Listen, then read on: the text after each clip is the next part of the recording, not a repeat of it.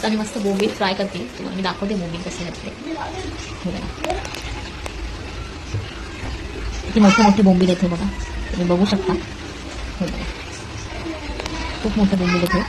हे मला भेटलेत 250 रुपयाला. बोंबील मस्त मी स्वच्छ धुवून घेते.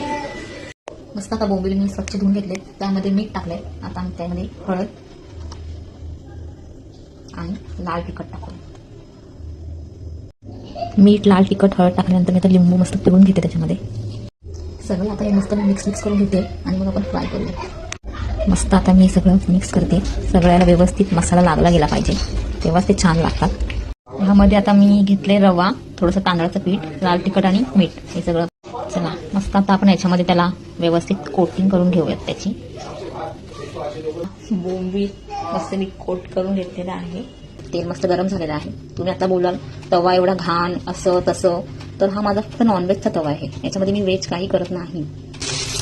तव्यामध्ये मी आता बोंबील सोडलेले आहेत. ते मस्त क्रंची कुरकुरीत मी फ्राय करते. बोंबील मस्त आपले फ्राय होत आहेत.